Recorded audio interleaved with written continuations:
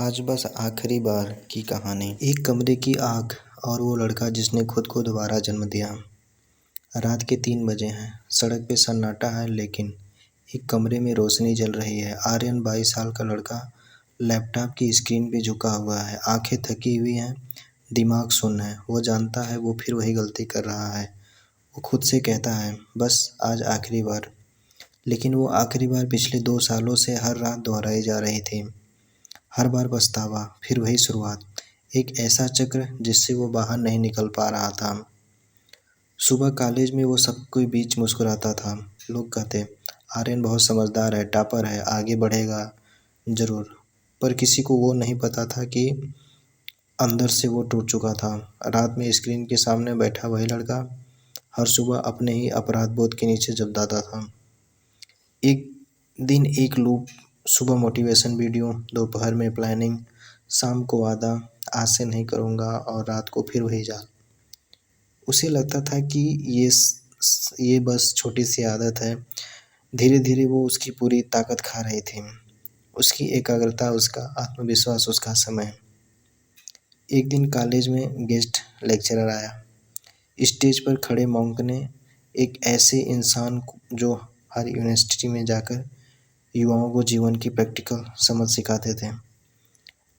Lecture के बाद आर्य ने हाथ उठाया और कहा, सर मैं बहुत कोशिश करता हूँ पर पुरानी आदतें छोड़ नहीं पाता। कुछ दिन अच्छा लगता है, अच्छा चलता है, फिर सब ढह जाता है। मैं क्या करूँ? मॉन्क मुस्कुराए। तुम अकेले नहीं हो। यह सवाल हर इंसान के भीतर है।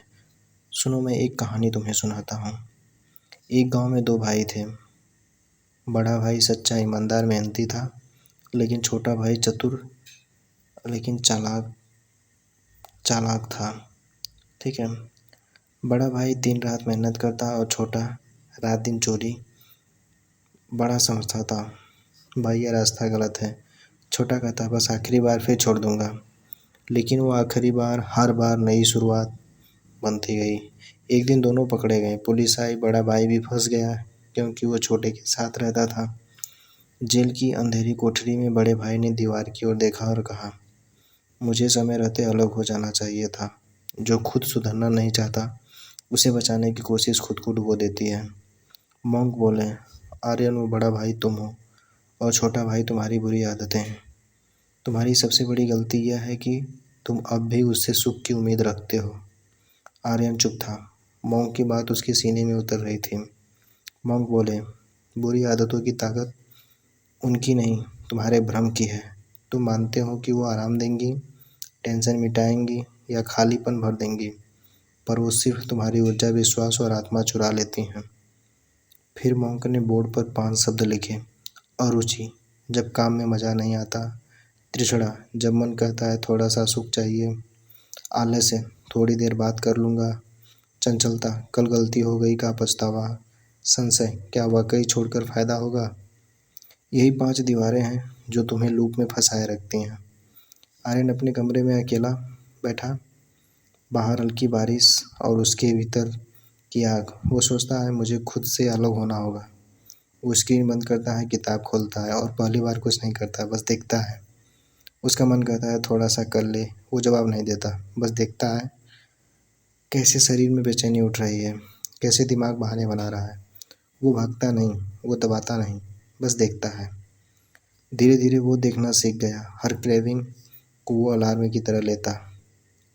ये भी एक मौका है खुद को समझाने का। 3 हफ्तों में उसका मन पहले से शांत था। 3 महीनों में उसने नई आदतें बना ली, सुबह दौड़ना, ध्यान लगाना, किताब पढ़ना। और 6 महीने बाद आर्यन ने कॉलेज में अपना पहला सेमिनार लिया। उसका विषय था, बुरी आदतें जलाने से नहीं, समझने से मिटती हैं।